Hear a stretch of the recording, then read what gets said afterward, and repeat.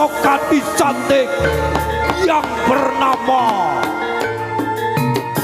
Ratna Manggali.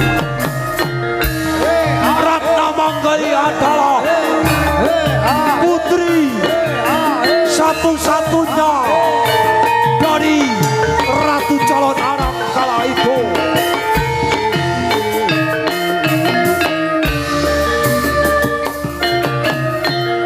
Namun dia lari dari ibunda tercinta dikarenakan dia tidak mau diajak menyembah berhala seperti Ratu Calon Arang kala itu.